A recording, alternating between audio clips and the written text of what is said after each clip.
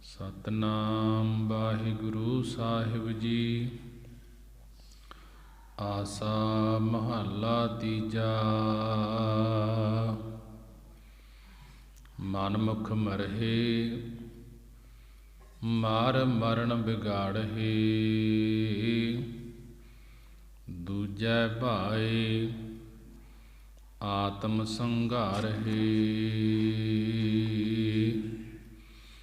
मनमुख मरहे मार मरण बिगाड़हे।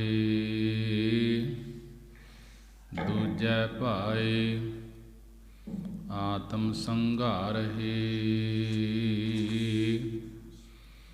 मेरा मेरा कर कर बेगूता। आत्म ना चीनै भरमै बिच सूता।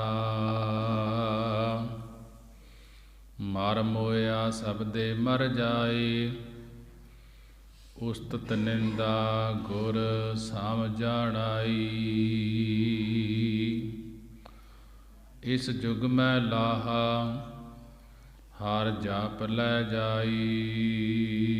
रहाओ नाम बिहूण गर्भ गल जाए। बिरथा जन्म दूजै लोभाए। नाम बहूणी दुख जलै सवाई। सतगुर पूरै बूझ बुझाई। मन चंचल बहु चोटां खाए। इत्थों छुड़ के ठौर ना पाए। गर्भ जोन बिष्टा का वास। तित घर मनमुख करे निवास। अपने सतगुरु को सदा बल जाई। गुरमुख ज्योति जोत मिलाई। निर्मल बाणी निज घर वासा। नानक हਉ मैं मारे सदा उदासा। निर्मल बाणी निज घर वासा। नानक हਉ मैं मारे सदा उदासा।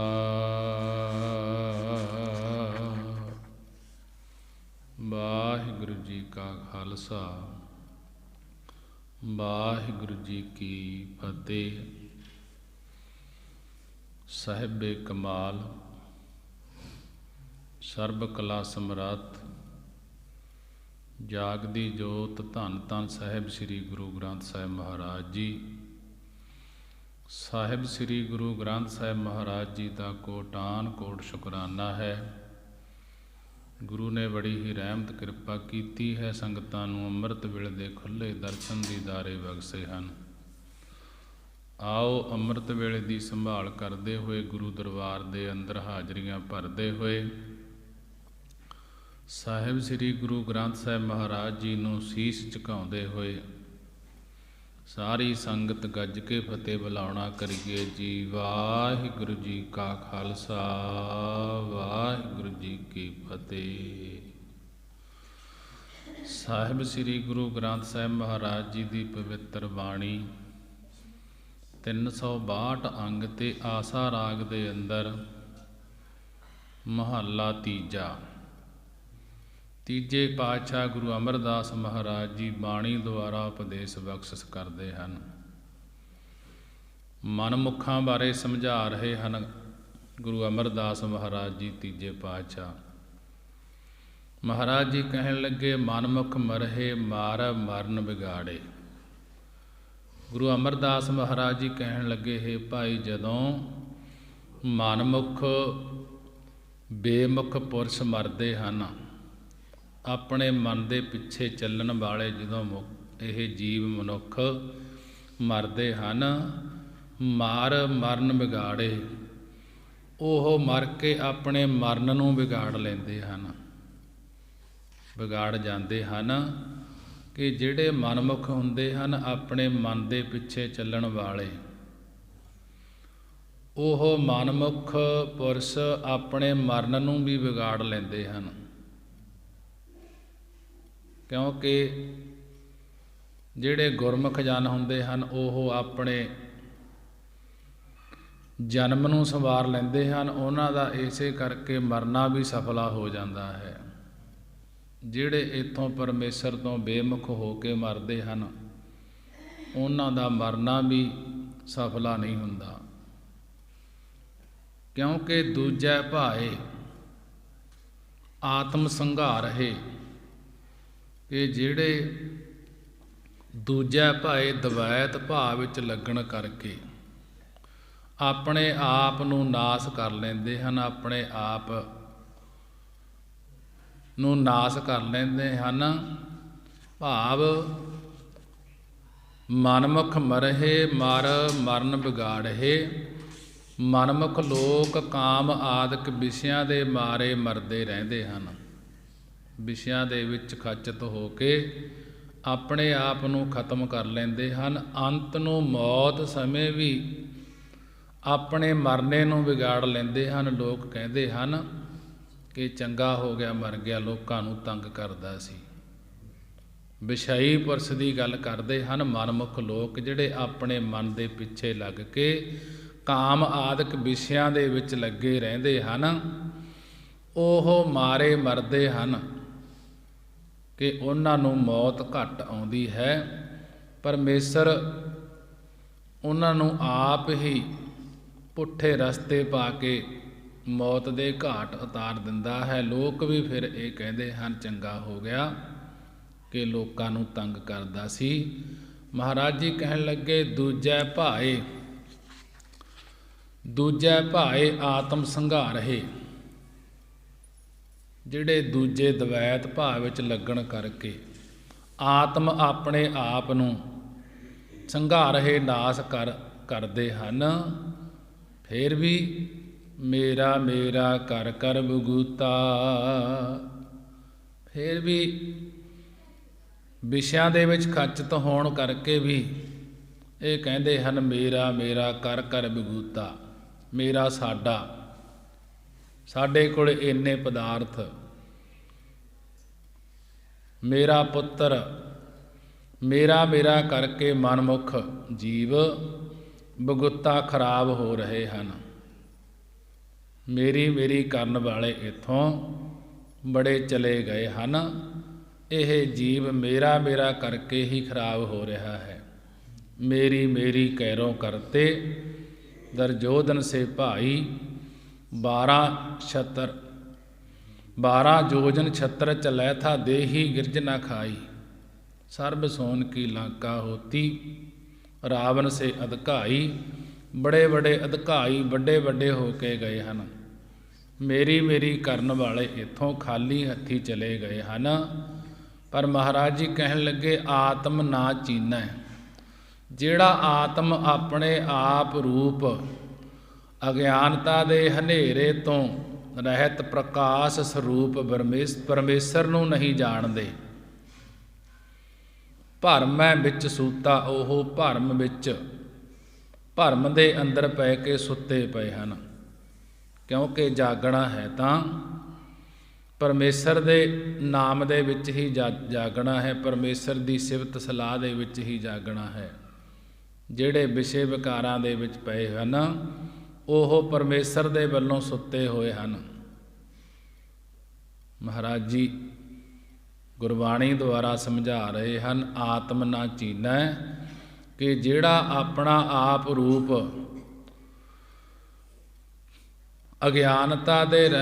ਅਗਿਆਨਤਾ ਦੇ ਹਨੇਰੇ ਤੋਂ ਰਹਿਤ ਪ੍ਰਕਾਸ਼ ਸਰੂਪ ਬ੍ਰਹਮ ਹੈ, ਅਕਾਲ ਪੁਰਖ ਹੈ, ਉਸ ਨੂੰ ਜਾਣਦੇ ਨਹੀਂ ਹਨ। ਤੇ ਭਰਮੈ ਵਿੱਚ ਸੂਤਾ, ਭਰਮ ਦੇ ਅੰਦਰ ਪੈ ਕੇ ਸੁੱਤੇ ਹੋਏ ਹਨ। ਮਰ ਮੋਇਆ ਸਬਦੇ ਮਰ ਜਾਏ। ਜਿਹੜਾ ਸਤਿਗੁਰਾਂ ਦੇ ਸ਼ਬਦ ਦੇ ਉਪਦੇਸ਼ ਦੀ ਕਮਾਈ ਕਰਕੇ ਜੀਵਤ ਭਾਵ ਵੱਲੋਂ ਮਰ ਜਾਂਦਾ ਹੈ। ਮਰ ਮੋਇਆ ਸਬਦੇ ਮਰ ਜਾਏ। ਜਿਹੜਾ ਸਤਿਗੁਰਾਂ ਦੇ ਸ਼ਬਦ ਉਪਦੇਸ਼ ਦੀ ਕਮਾਈ ਕਰਕੇ ਜੀਵਤ ਭਾਵ ਵੱਲੋਂ ਮਰ ਜਾਂਦਾ ਹੈ, ਉਸ ਦਾ ਮਾਰਨ ਵਾਲਾ ਕਾਲ ਵੀ ਮਰ ਜਾਂਦਾ ਹੈ। ਮਰ ਮੋਇਆ ਕਿ ਉਸ ਦਾ ਜਿਹੜਾ ਮਾਰਨ ਵਾਲਾ ਕਾਲ ਹੈ ਉਹ ਵੀ ਮਰ ਜਾਂਦਾ ਹੈ। ਭਾਵ ਮੌਤ ਜਮ ਆਦਿਕ ਸਭ ਨਾਸ ਹੋ ਜਾਂਦੇ ਹਨ, ਉਸ ਨੂੰ ਕੁਝ ਨਹੀਂ ਕਹਿੰਦੇ, ਕਿਉਂਕਿ ਭਗਤੀ ਕਰਨ ਵਾਲਿਆਂ ਨੂੰ ਜਮਦੂਤ ਨਹੀਂ ਲੈ ਕੇ ਜਾਂਦੇ। ਅਤੇ ਜਿਹੜੇ ਮਨਮੁਖ ਵਿਸ਼ਈ ਵਿਕਾਰਾਂ ਦੇ ਭਰੇ ਹਨ ਉਹਨਾਂ ਨੂੰ ਜਮਦੂਤ ਘੜੀਸ ਕੇ ਲਿਆਉਂਦੇ ਹਨ। ਜਿਹੜੇ ਭਗਤੀ ਕਰਨ ਵਾਲੇ ਹਨ ਉਹਨਾਂ ਨੂੰ ਗਣ ਜਮ ਲੈ ਕੇ ਜਾਂਦੇ ਹਨ, ਬਵਾਨਾਂ 'ਤੇ ਲੈ ਕੇ ਜਾਂਦੇ ਹਨ, ਸਤਿਕਾਰ ਨਾਲ ਲੈ ਕੇ ਜਾਂਦੇ ਹਨ।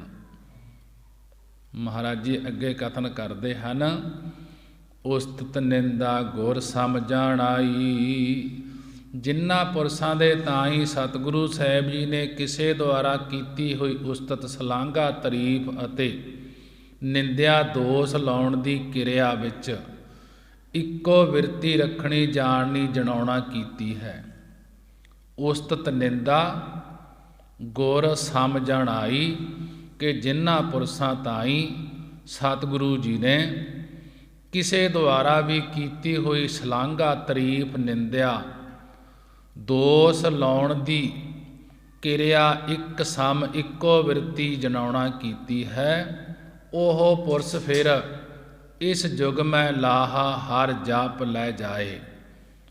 ਉਹ ਪੁਰਸ਼ ਇਸ ਯੁਗ ਕਲਯੁਗ ਦੇ ਸਮੇਂ ਵਿੱਚ ਪਰਮੇਸ਼ਰ ਦੇ ਨਾਮ ਨੂੰ ਜਪ ਕੇ ਲਾਹਾ ਲਾਭ ਲੈ ਕੇ ਜਾਂਦੇ ਹਨ।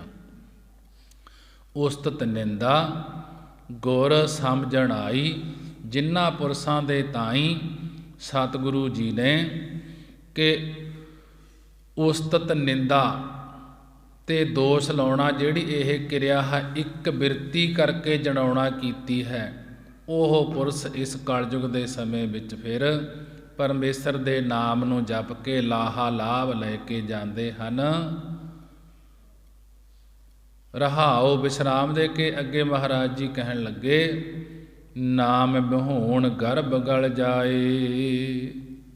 ਗੁਰੂ ਅਮਰਦਾਸ ਮਹਾਰਾਜ ਜੀ ਬੜੇ ਹੀ ਵਿਸਥਾਰ ਦੇ ਨਾਲ ਸਮਝਾ ਰਹੇ ਹਨ। ਨਾਮ ਬਿਹੂਣ, ਜਿਹੜੇ ਪੁਰਸ਼ ਪਰਮੇਸ਼ਰ ਦੇ ਨਾਮ ਜਪਣ ਤੋਂ ਬਿਹੂਣ ਬਿਨਾ ਹਨ, ਗਰਭ ਗਲ ਜਾਏ, ਉਹ ਮਾਤਾ ਦੇ ਗਰਭ, ਮਾਤਾ ਦੇ ਪੇਟ ਵਿੱਚ ਹੀ ਗਲ ਜਾਂਦੇ ਹਨ, ਨਾਸ ਹੋ ਜਾਂਦੇ ਹਨ। ਬਿਰਥਾ ਜਨਮ ਦੂਜੈ ਲੁਭਾਏ। ਜੋ ਦੂਜੈ ਲੁਭਾਏ, ਦੂਜੇ ਭਾਵ ਦੂਜੈ ਲੋਭ ਲਾਲਚ ਵਿੱਚ ਆਏ ਹੋਏ ਹਨ। ਬਿਰਥਾ ਜਨਮ ਦੂਜੈ ਲੁਭਾਏ, ਜੋ ਦੂਜੈ ਦਵੈਤ ਭਾ ਅਤੇ ਲੋਭ ਲਾਲਚ ਵਿੱਚ ਆਏ ਹੋਏ ਹਨ, ਉਹਨਾਂ ਦਾ ਮਨੁੱਖਾ ਜਨਮ ਬਿਰਥਾ ਬੇਅਰਥ ਹੀ ਚਲਿਆ ਜਾਂਦਾ ਹੈ। ਇਹ ਜੀਵ ਆਇਆ ਸੀ ਲਾਹਾ ਲੈਣ, ਲੋਭ ਲਾਲਚ ਦੇ ਵਿੱਚ ਜਾਂ ਦਵੈਤ ਦੇ ਵਿੱਚ ਪਰਮੇਸ਼ਰ ਨੂੰ ਛੱਡ ਕੇ ਦੇਵੀ ਦੇਵਤਿਆਂ ਦੀ ਪੂਜਾ ਦੇ ਵਿੱਚ ਲੱਗ ਗਿਆ, ਅਤੇ ਇਸੇ ਕਰਕੇ ਫਿਰ ਮਨੁੱਖਾ ਜਨਮ ਬਿਰਥਾ ਬੇਅਰਥ ਹੀ ਚਲਿਆ ਜਾਂਦਾ ਹੈ। ਪਰ ਆਇਆ ਸੀ ਇਹ ਲਾਹਾ ਲੈਣ, ਪ੍ਰਾਣੀ ਤੋਂ ਆਇਆ ਲਾਹਾ ਲੈਣ, ਲੱਗਾ ਕਿਤ ਕਪੱਕੜੇ ਸਭ ਮੁੱਕਦੀ ਚੱਲੀ ਰਹਿਣ। ਅਤੇ ਤੇਰੀ ਉਮਰ ਰੂਪੀ ਰਾਤ ਮੁੱਕਦੀ ਜਾ ਰਹੀ ਹੈ, ਕਿਹੜੇ ਕੰਮਾਂ ਦੇ ਵਿੱਚ ਲੱਗ ਗਿਆ ਹੈ ਤੂੰ। ਨਾਮ ਜਪਣ ਵਾਸਤੇ ਆਇਆ ਸੀ, ਸਰੀਰ ਨੂੰ ਸਫਲਾ ਕਰਨ ਵਾਸਤੇ ਆਇਆ ਸੀ, 84 ਲੱਖ ਗੇੜ ਦਾ ਜਿਹੜਾ 84 ਲੱਖ ਜੂਨਾਂ ਦਾ ਗੇੜ ਸੀ ਉਸ ਨੂੰ ਕੱਟਣ ਵਾਸਤੇ ਆਇਆ ਸੀ। ਮਹਾਰਾਜ ਜੀ ਅੱਗੇ ਸਮਝਾ ਰਹੇ ਹਨ, ਨਾਮ ਬਿਹੂਣੀ ਦੁੱਖ ਜਲੈ ਸਵਾਈ। ਪਰਮੇਸ਼ਰ ਦੇ ਨਾਮ ਤੋਂ ਬਿਹੂਣੀ ਬਿਨਾ ਹੋ ਕੇ ਸਵਾਈ ਸਾਰੀ ਸ੍ਰਿਸ਼ਟੀ ਹੀ ਜੰਮਣ ਮਰਨ ਰੂਪੀ ਦੁੱਖ ਕਸ਼ਟ ਵਿੱਚ ਸੜ ਰਹੀ ਹੈ। ਨਾਮ ਬਿਹੂਣੀ ਦੁੱਖ ਜਲੈ ਸਵਾਈ ਕਿ ਪਰਮੇਸ਼ਰ ਦੇ ਨਾਮ ਤੋਂ ਬਿਨਾ ਹੋ ਕੇ ਸਾਰੀ ਸ੍ਰਿਸ਼ਟੀ ਹੀ ਜੰਮਣ ਮਰਨ ਰੂਪੀ ਕਸ਼ਟ ਵਿੱਚ ਜਲੈ ਜਲ ਰਹੀ ਹੈ, ਸੜ ਰਹੀ ਹੈ। ਸਤਿਗੁਰ ਪੂਰੈ ਬੂਝ ਬੁਝਾਈ ਕਿ ਇਹ ਬੂਝ ਇਹ ਸਮਝ ਪੂਰਨ ਸਤਿਗੁਰਾਂ ਸੱਚੇ ਗੁਰੂ ਸ੍ਰੀ ਗੁਰੂ ਨਾਨਕ ਦੇਵ, ਸ੍ਰੀ ਗੁਰੂ ਅੰਗਦ ਦੇਵ ਮਹਾਰਾਜ ਜੀ ਨੇ ਸਮਝਾਉਣਾ ਕੀਤੀ ਹੈ ਕਿ ਜੋ ਪਰਮੇਸ਼ਰ ਦੇ ਨਾਮ ਤੋਂ ਬਿਨਾਂ ਹੈ, ਸਾਰੀ ਸ੍ਰਿਸ਼ਟੀ ਹੀ ਜੰਮਣ ਮਰਨ ਰੂਪੀ ਦੁੱਖ ਕਸ਼ਟ ਵਿੱਚ ਸੜ ਰਹੀ ਹੈ। ਸਤਿਗੁਰ ਪੂਰੈ ਬੂਝ ਬੁਝਾਈ, ਇਹ ਬੂਝ ਸਮਝ ਪੂਰੇ ਸਤਿਗੁਰੂ ਨੇ ਗੁਰੂ ਨਾਨਕ ਦੇਵ, ਗੁਰੂ ਅੰਗਦ ਦੇਵ, ਗੁਰੂ ਅਮਰਦਾਸ, ਗੁਰੂ ਰਾਮਦਾਸ ਮਹਾਰਾਜ ਜੀ ਨੇ ਸਮਝਾਉਣਾ ਕੀਤੀ ਹੈ। ਜਾਂ ਹੁਣ ਗੁਰੂ ਦੀ ਬਾਣੀ ਸਮਝਾ ਰਹੀ ਹੈ, ਮਨ ਚੰਚਲ ਬਹੁ ਚੋਟਾਂ ਖਾਏ। ਮਹਾਰਾਜ ਜੀ ਕਹਿਣਗੇ ਜਿਨ੍ਹਾਂ ਦਾ ਮਨ ਚੰਚਲ ਹੈ, ਚਲਾਏ ਮਨ ਹੈ, ਬਹੁਤਾ ਚਤਰ ਮਨ ਵਾਲੇ ਕਹਾਉਂਦੇ ਹਨ ਜਿਹੜੇ, ਉਹ ਸਥਿਰ ਨਹੀਂ ਰਹਿੰਦੇ, ਉਹ ਟਿਕ ਕੇ ਨਹੀਂ ਰਹਿੰਦੇ।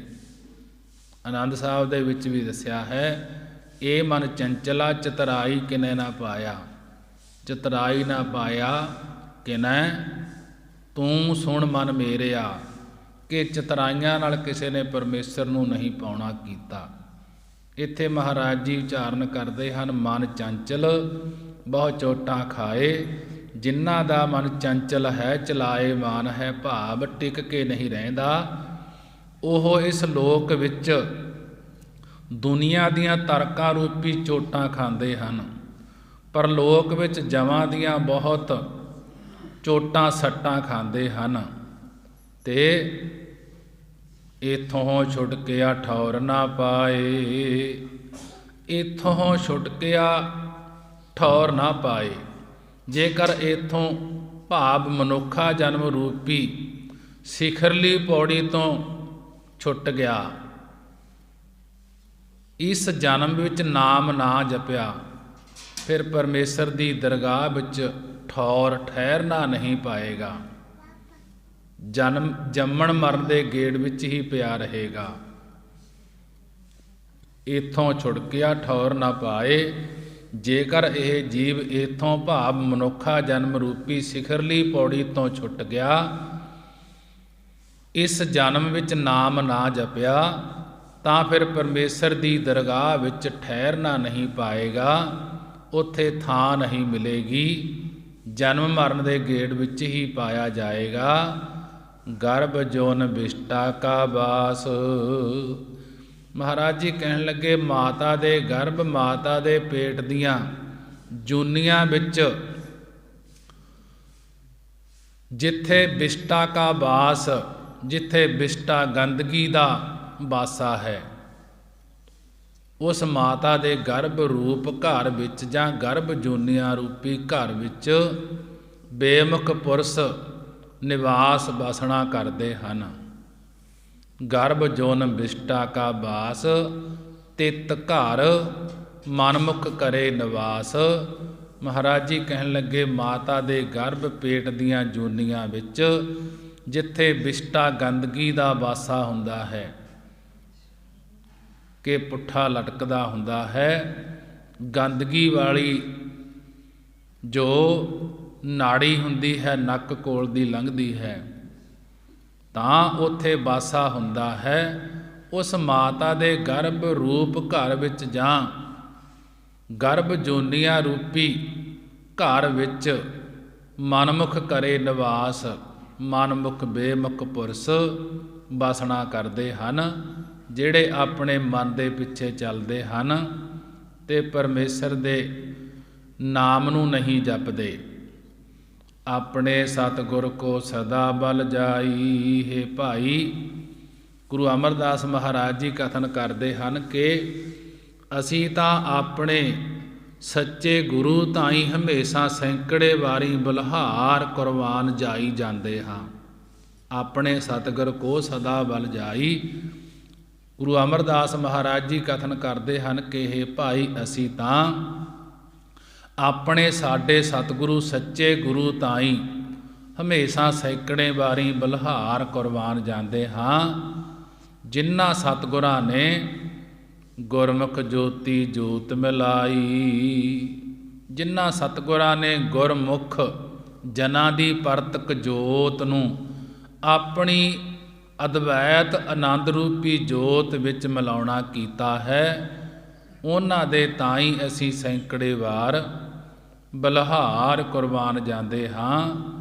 ਮਹਾਰਾਜ ਜੀ ਅਗਲੇ ਸ਼ਬਦ ਦੇ ਵਿੱਚ ਸਮਝਾ ਰਹੇ ਹਨ, ਨਿਰਮਲ ਬਾਣੀ ਨਿਜ ਘਰ ਵਾਸਾ। ਹੈ ਭਾਈ ਸਤਿਗੁਰਾਂ ਦੀ ਨਿਰਮਲ ਉਜਲ ਅੰਮ੍ਰਿਤ ਰੂਪ ਬਾਣੀ ਦੁਆਰਾ ਨਿਜ ਘਰ ਵਾਸਾ, ਨਿਜ ਆਪਣੇ ਸਰੂਪ ਰੂਪੀ ਘਰ ਵਿੱਚ ਵਸਣਾ ਹੁੰਦਾ ਹੈ। ਜੋ ਸਤਿਗੁਰਾਂ ਦੀ ਨਿਰਮਲ ਉਜਲ ਅੰਮ੍ਰਿਤ ਰੂਪ ਬਾਣੀ ਹੈ, ਉਸ ਬਾਣੀ ਦੁਆਰਾ ਆਪਣੇ ਸਰੂਪ ਰੂਪੀ ਘਰ ਵਿੱਚ ਵਸਣਾ ਹੁੰਦਾ ਹੈ। ਨਾਨਕ ਹਉਮੈ ਮਾਰੇ ਸਦਾ ਉਦਾਸਾ।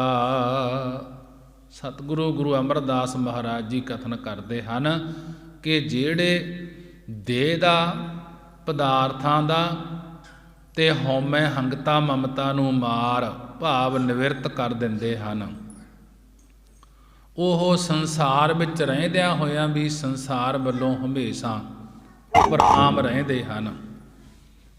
ਨਾਨਕ ਹਉਮੈ ਮਾਰੇ ਸਦਾ ਉਦਾਸਾ। ਕਿ ਸਤਿਗੁਰੂ ਜੀ ਕਥਨ ਕਰਦੇ ਹਨ, ਜਿਹੜੇ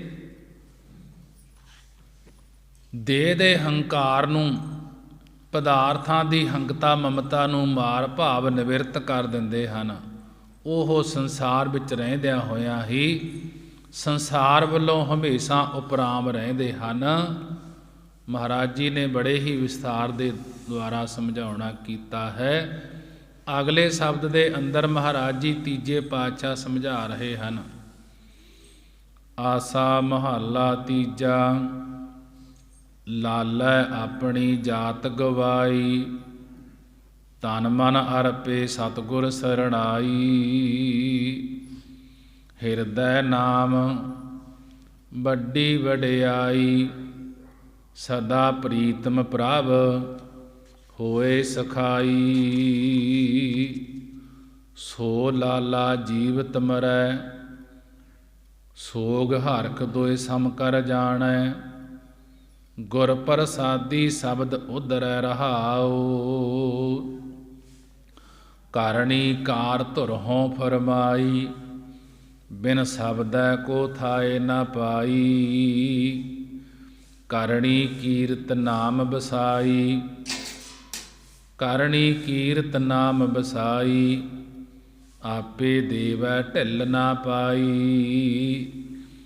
ਮਨਮੁਖ ਭਰਮ ਭੂਲੈ ਸੰਸਾਰ, ਬਿਨ ਰਾਸੀ ਕੂੜਾ ਕਰੇ ਵਪਾਰ।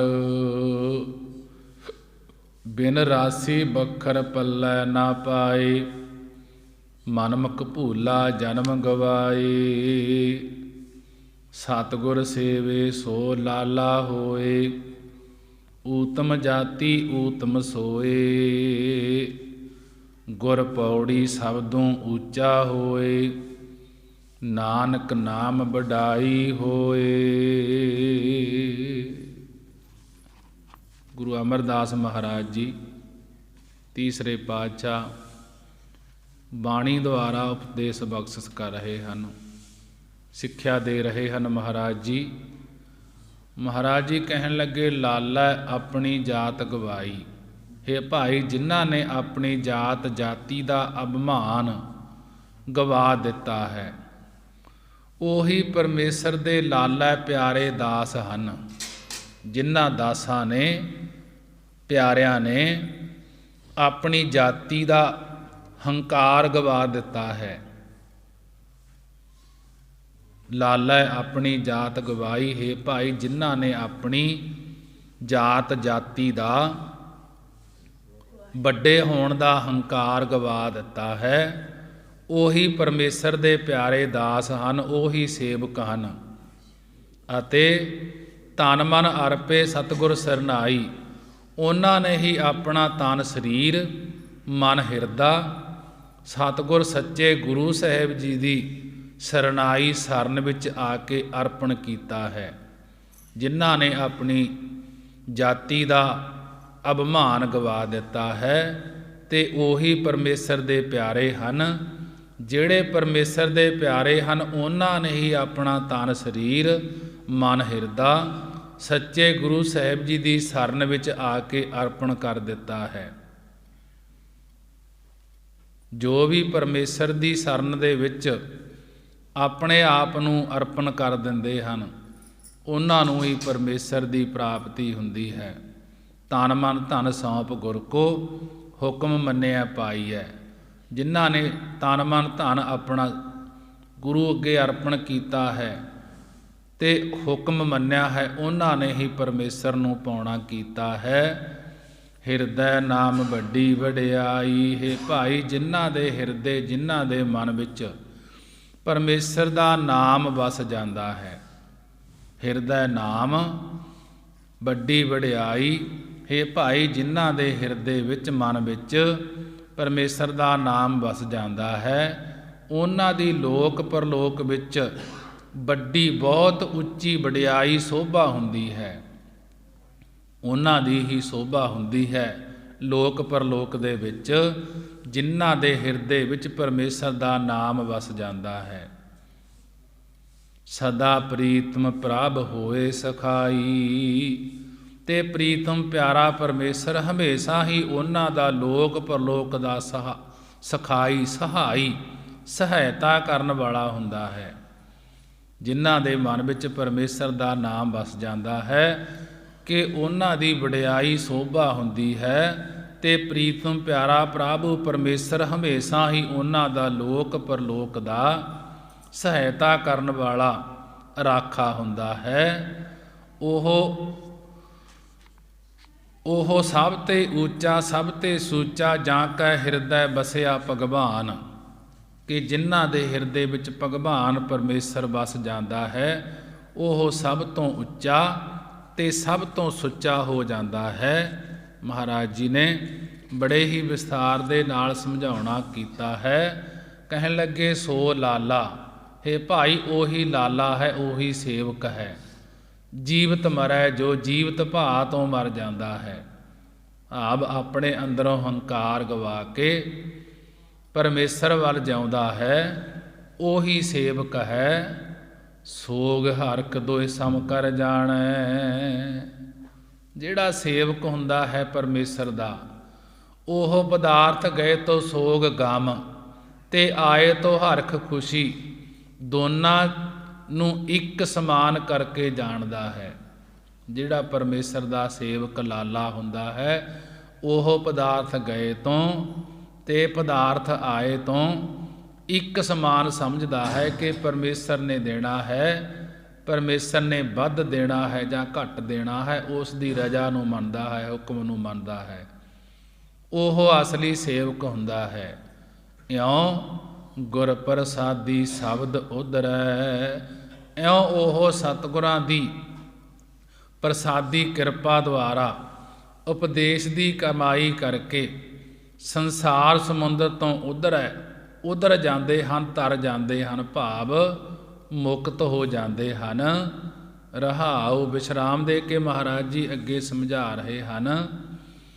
ਕਰਨੀ ਕਾਰ ਧੁਰਹੋਂ ਫਰਮਾਈ, ਜਿਹੜਾ ਭਗਤੀ ਰੂਪੀ ਕਰਨੀ, ਕਰਨ ਲਾਇਕ ਕੰਮ ਹੈ, ਜਿਹੜਾ ਭਗਤੀ ਰੂਪੀ ਕਰਨ ਲਾਇਕ ਕੰਮ ਹੈ, ਇਸ ਨੂੰ ਕਰਨ ਲਈ ਪਰਮੇਸ਼ਰ ਨੇ ਧੁਰਹੋਂ ਫਰਮਾਈ, ਧੁਰੋਂ ਆਦਿ ਤੋਂ ਹੀ ਆਗਿਆ ਫਰਮਾਉਣਾ ਕੀਤੀ ਹੈ ਉਹਨਾਂ ਨੂੰ। ਜਿਹੜਾ ਭਗਤੀ ਰੂਪੀ ਕਮਾਈ ਕਰਨ ਲਾਇਕ ਕੰਮ ਹੈ, ਜਿਹੜਾ ਉਹ ਕਮਾਈ ਕਰਦਾ ਹੈ, ਭਗਤੀ ਕਰਦਾ ਹੈ, ਉਸ ਨੂੰ ਕਰਨ ਲਈ ਪਰਮੇਸ਼ਰ ਨੇ ਭਗਤੀ ਕਰਨ ਲਈ ਧੁਰੋਂ ਹੀ ਆਗਿਆ ਫਰਮਾਉਣਾ ਕੀਤੀ ਹੈ।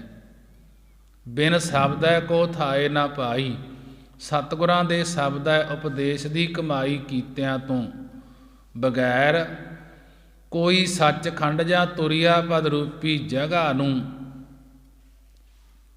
ਨਹੀਂ ਪਾ ਸਕਦਾ। ਕਰਨੀ ਕਾਰ ਧੁਰਹੋਂ ਫਰਮਾਈ, ਬਿਨ ਸ਼ਬਦੈ ਕੋ ਥਾਏ ਨਾ ਪਾਈ, ਕਿ ਸਤਿਗੁਰਾਂ ਦੇ ਉਪਦੇਸ਼ ਦੀ ਕਮਾਈ ਕੀਤਿਆਂ ਤੋਂ ਬਗੈਰ ਕੋਈ ਵੀ ਸੱਚਖੰਡ ਜਾਂ ਤੁਰਿਆ ਪਦ ਰੂਪੀ ਜਗ੍ਹਾ ਨੂੰ ਨਹੀਂ ਪਾ ਸਕਦਾ।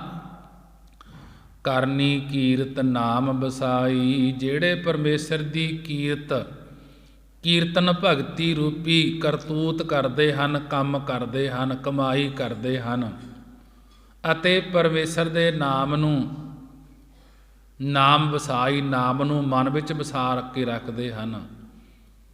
ਆਪੇ ਦੇਵੈ ਢਿੱਲ ਨਾ ਪਾਈ, ਉਹਨਾਂ ਤਾਈਂ ਪਰਮੇਸ਼ਰ ਆਪ ਹੀ ਆਪਣੇ ਸਰਗੁਣ ਸਰੂਪ ਦੇ ਦਰਸ਼ਨ, ਲੋਕ ਪਰਲੋਕ ਵਿੱਚ ਜਸ ਵਡਿਆਈ ਦੇਣ ਲੱਗਿਆਂ ਤਨਕ ਮਾਤਰ ਵੀ ਦੇਰੀ ਨਹੀਂ ਪੈਣ ਦਿੰਦੇ। ਉਹ ਛੇਤੀ ਹੀ ਉਹਨਾਂ ਨੂੰ ਦੇ ਦਿੰਦੇ ਹਨ, ਵਡਿਆਈਆਂ ਬਖਸ਼ ਦਿੰਦੇ ਹਨ। ਮਨਮੁਖ ਭਰਮ ਭੂਲੈ ਸੰਸਾਰ, ਮਨਮੁਖ ਭਰਮ ਭੂਲੈ ਸੰਸਾਰ। ਕਿ ਗੁਰੂ ਤੋਂ ਮਨਮੁਖ ਬੇਮੁਖ ਪੁਰਸ਼ ਸੰਸਾਰ ਵਿੱਚ ਜਗਤ ਵਿੱਚ ਭਰਮ ਹੁੰਦਾ, ਸੰਸਿਆਂ ਦੇ ਸਹਿਤ ਪਦਾਰਥਾਂ ਵਿੱਚ ਭੁੱਲੇ ਫਿਰਦੇ ਹਨ। ਬਿਨ ਰਾਸੀ ਕੂੜਾ ਕਰੇ ਵਪਾਰ, ਕਿ ਸਰਦਾ ਰੂਪੀ ਰਾਸੀ ਪੂੰਜੀ ਤੋਂ ਬਗੈਰ ਮੰਦ ਕਰਮ ਕਰਨ ਰੂਪ ਜਾਂ ਦੇਵੀ ਦੇਵਤਿਆਂ ਦੀ ਉਪਾਸਨਾ ਰੂਪ ਕੂੜ ਹੀ ਵਣਜ ਕਰਦੇ ਹਨ, ਝੂਠਾ ਹੀ ਵਪਾਰ ਕਰਦੇ ਹਨ। ਗੁਰੂ ਤੋਂ ਬੇਮੁਖ ਪੁਰਸ਼ ਮਨਮੁਖ ਪੁਰਸ਼ ਜਗਤ ਵਿੱਚ ਸੰਸਿਆਂ ਦੇ ਸਹਿਤ ਪਦਾਰਥਾਂ ਵਿੱਚ ਭੁੱਲੇ ਫਿਰਦੇ ਹਨ।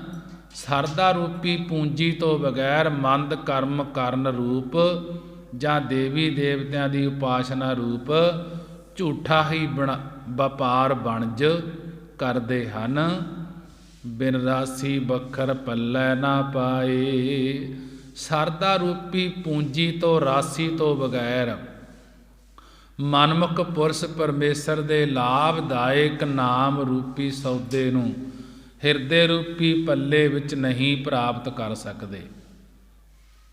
ਬਿਨ ਰਾਸੀ ਬਖਰ ਪੱਲੇ ਨਾ ਪਾਏ, ਕਿ ਸਰਦਾ ਰੂਪੀ ਪੂੰਜੀ ਤੋਂ ਬਗੈਰ ਮਨਮੁਖ ਪੁਰਸ਼ ਪਰਮੇਸ਼ਰ ਦੇ ਲਾਭਦਾਇਕ ਨਾਮ ਰੂਪੀ ਸੌਦੇ ਨੂੰ ਹਿਰਦੇ ਰੂਪੀ ਪੱਲੇ ਵਿੱਚ ਨਹੀਂ ਪ੍ਰਾਪਤ ਕਰ ਸਕਦੇ। ਇਉਂ ਮਨਮੁਖ ਭੂਲਾ ਜਨਮ ਗਵਾਏ, ਇਉਂ ਮਨਮੁਖ ਬੇਮੁਖ ਪੁਰਸ਼ਾਂ ਦੇ ਨੇ ਵਾਹਿਗੁਰੂ ਵੱਲੋਂ ਭੁੱਲ ਕੇ ਆਪਣੇ ਮਨੁੱਖਾ ਜਨਮ ਨੂੰ ਬੇਅਰਥ ਹੀ ਗਵਾ ਲਿਆ ਹੈ। ਮਨਮੁਖ ਭੂਲਾ ਜਨਮ ਗਵਾਏ, ਕਿ ਜਿਹੜੇ ਮਨਮੁਖ ਬੇਮੁਖ ਪੁਰਸ਼ ਹਨ ਉਹਨਾਂ ਨੇ ਵਾਹਿਗੁਰੂ ਵੱਲੋਂ ਭੁੱਲ ਕੇ ਆਪਣੇ ਮਨੁੱਖਾ ਜਨਮ ਨੂੰ ਬੇਅਰਥ ਹੀ ਗਵਾ ਲਿਆ ਹੈ।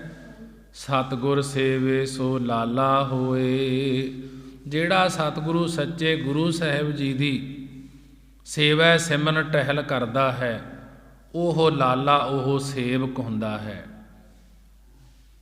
ਊਤਮ ਜਾਤੀ ਊਤਮ ਸੋਏ, ਉਸ ਦੀਆਂ ਸਾਰੀਆਂ ਜਾਤੀਆਂ ਤੋਂ ਉੱਤਮ ਅਤੀ ਸ੍ਰੇਸ਼ਟ ਭਗਤੀ ਰੂਪੀ ਜਾਤੀ ਹੈ। ਜਿਹੜਾ ਸੱਚੇ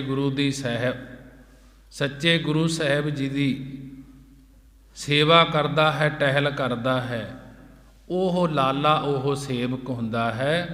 ਉਸ ਦੀ ਸਾਰੀਆਂ ਜਾਤੀਆਂ ਤੋਂ ਉੱਤਮ ਅਤੀ ਸ੍ਰੇਸ਼ਟ ਭਗਤੀ ਰੂਪੀ ਜਾਤੀ ਹੈ। ਅਤੇ ਲੋਕ ਪਰਲੋਕ ਵਿੱਚ ਸੋਏ ਸੋਭਾ ਵੀ ਉਸ ਦੀ ਸ੍ਰੇਸ਼ਟ ਹੈ। ਗੁਰ ਪੌੜੀ ਸਬਦੋਂ ਉੱਚਾ ਹੋਏ, ਜਿਹੜਾ ਗੁਰ ਸਤਿਗੁਰੂ ਸਾਹਿਬ ਜੀ ਦੀ ਭਗਤੀ ਰੂਪੀ ਪੌੜੀ ਉੱਪਰ ਚੜ੍ਹਦਾ ਹੈ। ਗੁਰ ਪੌੜੀ ਸਬਦੋਂ ਉੱਚਾ ਹੋਏ, ਕਿ ਜਿਹੜਾ ਸਤਿਗੁਰੂ ਸਾਹਿਬ ਜੀ ਦੀ ਭਗਤੀ ਰੂਪੀ ਪੌੜੀ ਉੱਪਰ ਚੜ੍ਹਦਾ ਹੈ ਉਹ ਸਾਰਿਆਂ ਤੋਂ ਉੱਚਾ ਸ੍ਰੇਸ਼ਟ ਹੋ ਜਾਂਦਾ ਹੈ। ਨਾਨਕ ਨਾਮ ਵਡਾਈ ਹੋਏ, ਸਤਿਗੁਰੂ ਗੁਰੂ ਅਮਰਦਾਸ ਮਹਾਰਾਜ ਜੀ ਕਥਨ ਕਰਦੇ ਹਨ ਕਿ ਪਰਮੇਸ਼ਰ ਦੇ ਨਾਮ ਜਪਣੇ ਕਰਕੇ ਹੀ ਲੋਕ ਪਰਲੋਕ ਵਿੱਚ ਵਡਿਆਈ ਹੁੰਦੀ ਹੈ, ਸੋਭਾ ਹੁੰਦੀ ਹੈ। ਜਿਹੜਾ ਸਤਿਗੁਰੂ ਸਾਹਿਬ ਜੀ ਦੀ ਭਗਤੀ ਰੂਪੀ ਪੌੜੀ ਉੱਪਰ ਚੜ੍ਹਦਾ ਹੈ ਉਹ ਸਾਰਿਆਂ ਤੋਂ ਉੱਚਾ ਸ੍ਰੇਸ਼ਟ ਹੋ ਜਾਂਦਾ ਹੈ। ਸਤਿਗੁਰੂ ਜੀ ਸਮਝਾ ਰਹੇ ਹਨ ਕਿ ਪਰਮੇਸ਼ਰ ਦੇ ਨਾਮ ਜਪਣੇ ਕਰਕੇ ਹੀ ਲੋਕ ਪਰਲੋਕ ਦੇ ਵਿੱਚ ਸੋਭਾ ਹੁੰਦੀ ਹੈ। ਆਸਾ ਮਹੱਲਾ ਤੀਜਾ। ਮਨਮੁਖ ਝੂਠ ਕਮਾਵੈ, ਖਸਮੈ ਕਾ ਮਹੱਲ ਕਦੇ ਨਾ ਪਾਵੈ। ਦੂਜੈ ਲੱਗੀ ਭਰਮ ਭੁਲਾਵੈ, ਮਮਤਾ ਬਾਧਾ ਆਵੈ ਜਾਵੈ। ਦੁਹਾਗਣੀ ਕਾਮਣ ਦੇਖ ਸ਼ਿਗਾਰ, ਪੁੱਤਰ ਕਲਤ ਧਨ ਮਾਇਆ ਚਿਤ ਲਾਏ, ਝੂਠ ਮੋਹ ਪਾਖੰਡ ਵਿਕਾਰ ਰਹਾਉ। ਸਦਾ ਸੁਹਾਗਣ ਜੋ ਪ੍ਰਭ ਭਾਵੈ, ਗੁਰ ਸਬਦੀ ਸੀਗਾਰ ਬਣਾਵੈ। ਸੇਜ ਸੁਖਾਲੀ ਅਨ ਦਿਨ ਹਰ ਰਾਵੈ, ਮਿਲ ਪ੍ਰੀਤਮ ਸਦਾ ਸੁਖ ਪਾਵੈ। ਸਾ ਸੁਹਾਗਣ ਸਾਚੀ ਜਿਸ ਸਾਚ ਪਿਆਰ, ਆਪਣਾ ਪਿਰ ਰਾਖੈ ਸਦਾ ਉਰ ਧਾਰ। ਨੇੜੈ ਵੇਖੈ ਸਦਾ ਹਦੂਰ, ਮੇਰਾ ਪ੍ਰਭ ਸਰਬ ਰਹਿਆ ਭਰਪੂਰ। ਆਗੈ ਜਾਤ ਰੂਪ ਨਾ ਜਾਏ, ਤੀਹਾ ਹੋਵੈ ਜਿਹੇ ਕਰਮ ਕਮਾਏ। ਸਭ ਦੇ ਉੱਚੋ ਉੱਚਾ ਹੋਏ, ਨਾਨਕ ਸਾਚ ਸਮਾਵੈ ਸੋਏ। ਤੀਜੇ ਪਾਤਸ਼ਾਹ ਗੁਰੂ ਅਮਰਦਾਸ ਮਹਾਰਾਜ ਜੀ ਬਾਣੀ ਦੁਆਰਾ ਸਮਝਾ ਰਹੇ ਹਨ। ਮਨਮੁਖ ਝੂਠਾ ਉਹ ਝੂਠ ਕਮਾਵੈ, ਕਿ ਮਨਮੁਖ ਪੁਰਸ਼ ਬੇਮੁਖ ਪੁਰਸ਼ ਝੂਠੇ ਵਿਕਾਰਾਂ ਜਾਂ ਪਦਾਰਥਾਂ ਵਿੱਚ ਲੱਗਣ ਕਰਕੇ ਹਮੇਸ਼ਾ ਹੀ ਝੂਠ ਕੂੜ ਦੀ ਕਮਾਈ ਕਮਾਉਂਦੇ ਹਨ।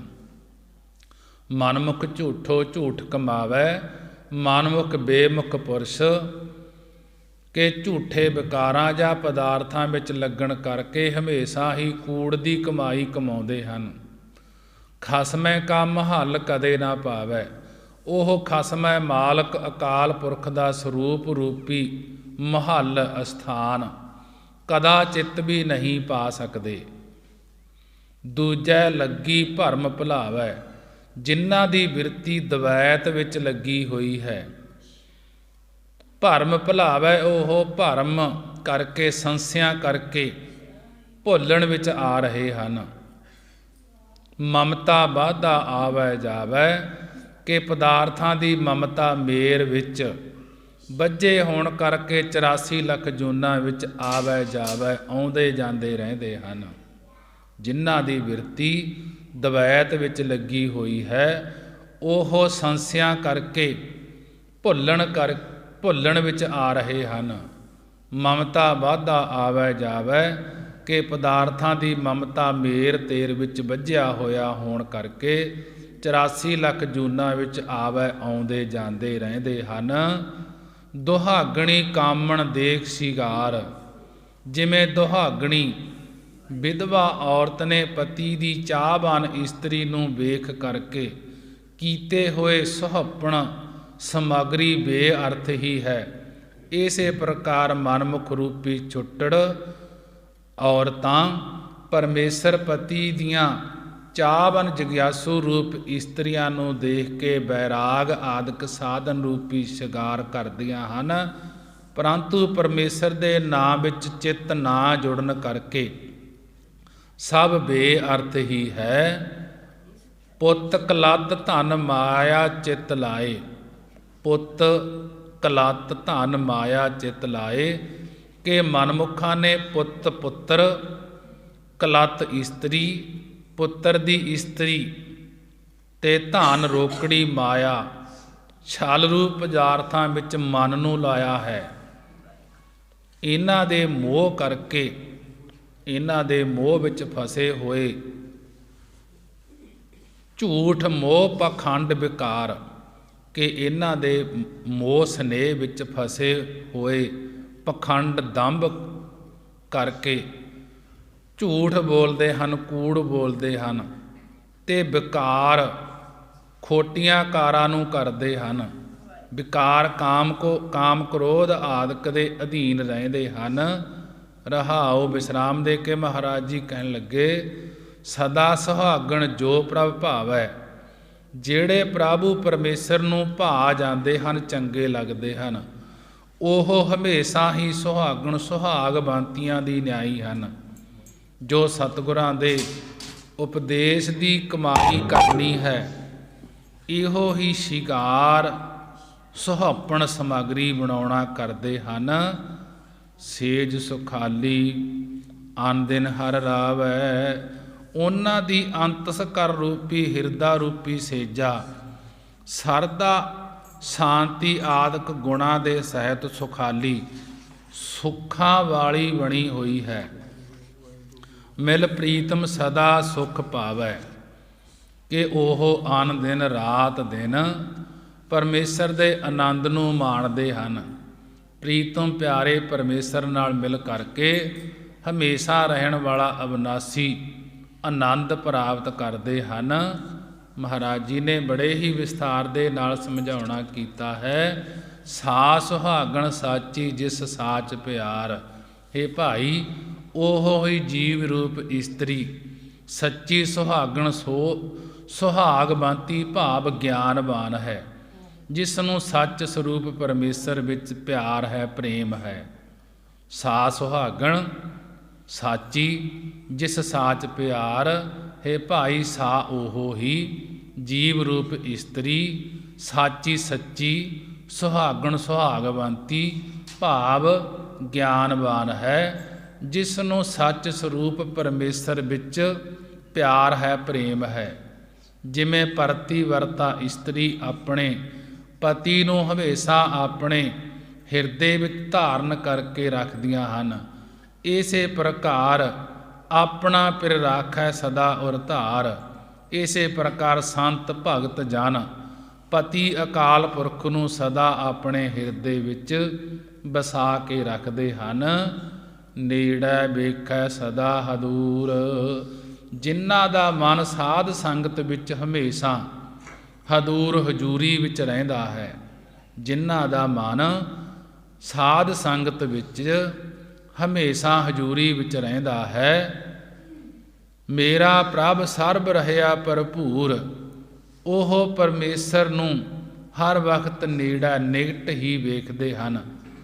ਉਹ ਇਹ ਨਿਸ਼ਚਾ ਕਰਦੇ ਹਨ ਕਿ ਮੇਰਾ ਪ੍ਰਭ ਸਰਬ ਰਹਿਆ ਭਰਪੂਰ, ਕਿ ਮੇਰਾ ਸਾਡਾ ਪ੍ਰਭੂ ਪਰਮੇਸ਼ਰ ਸਾਰੀਆਂ ਥਾਵਾਂ ਵਿੱਚ ਭਰਪੂਰ ਵਿਆਪਕ ਹੋ ਰਿਹਾ ਹੈ।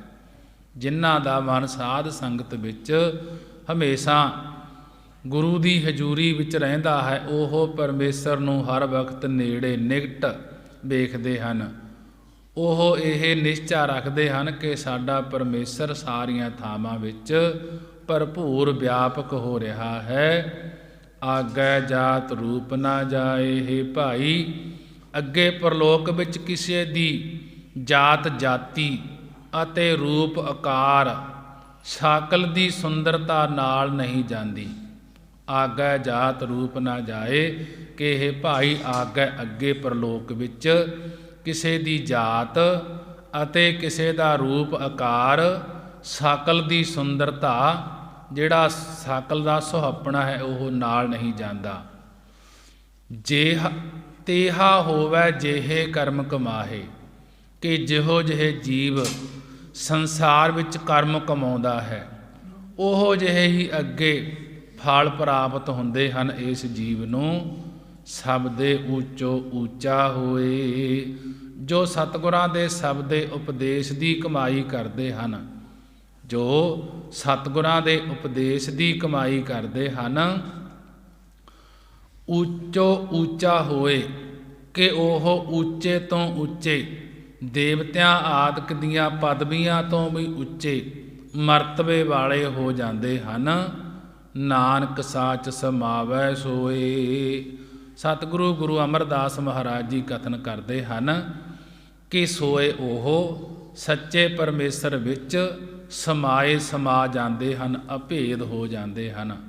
ਜੋ ਸਤਿਗੁਰਾਂ ਦੇ ਉਪਦੇਸ਼ ਦੀ ਸ਼ਬਦ ਦੀ ਕਮਾਈ ਕਰਦੇ ਹਨ, ਵਾਹਿਗੁਰੂ ਵਾਹਿਗੁਰੂ ਉਚਾਰਨ ਕਰਦੇ ਹਨ, ਉਹ ਉੱਚਿਆਂ ਤੋਂ ਉੱਚੇ ਦੇਵਤਿਆਂ ਆਦਿਕ ਦੀਆਂ ਪਦਵੀਆਂ ਤੋਂ ਵੀ ਉੱਚੇ ਮਰਤਬੇ ਵਾਲੇ ਹੋ ਜਾਂਦੇ ਹਨ। ਸਤਿਗੁਰੂ ਜੀ ਕਥਨ ਕਰਦੇ ਹਨ ਕਿ ਉਹ ਸੱਚੇ ਪਰਮੇਸ਼ਰ ਵਿੱਚ ਅਭੇਦ ਹੋ ਜਾਂਦੇ ਹਨ, ਇੱਕ ਮਿਕ ਹੋ ਜਾਂਦੇ ਹਨ। ਲੀਨ ਭਇਓ ਗੋਬਿੰਦ ਸਿਉ, ਜਿਉ ਪਾਣੀ ਸੰਗ ਪਾਣੀ। ਜਿਵੇਂ ਪਾਣੀ ਦੇ ਵਿੱਚ ਪਾਣੀ ਮਿਲ ਜਾਂਦਾ ਹੈ, ਉਹ ਨਾਮ ਜਪਣ ਵਾਲੇ ਪਰਮੇਸ਼ਰ ਦੇ ਵਿੱਚ ਇਸ ਤਰ੍ਹਾਂ ਅਭੇਦ ਹੋ ਜਾਂਦੇ ਹਨ। ਮਹਾਰਾਜ ਜੀ ਨੇ ਬੜੇ ਹੀ ਵਿਸਥਾਰ ਨਾਲ ਗੁਰਬਾਣੀ ਦਾ ਜਾਪ ਕਰਾਇਆ ਹੈ। ਗੁਰਬਾਣੀ ਪੜ੍ਹਦਿਆਂ ਤੋਂ, ਵਿਚਾਰਾਂ ਕਰਦਿਆਂ ਤੋਂ ਇੱਕ ਨਹੀਂ ਅਨੇਕਾਂ ਹੀ ਭੁੱਲਾਂ ਹੋ ਜਾਂਦੀਆਂ ਹਨ। ਗੁਰੂ ਤੇ ਗੁਰੂ ਦੀ ਸੰਗਤ ਬਖਸ਼ਣਹਾਰ ਹੈ। ਹੋਈਆਂ ਭੁੱਲਾਂ ਦੀ ਖਿਮਾ ਬਖਸ਼ਣਾ। ਆਓ 6 ਪੌੜੀਆਂ ਆਨੰਦ ਸਾਹਿਬ ਦਾ ਜਾਪ ਕਰੀਏ, ਅਰਦਾਸ ਬੇਨਤੀ ਕਰੀਏ, ਮਹਾਰਾਜ ਕਿਰਪਾ ਕਰਨ।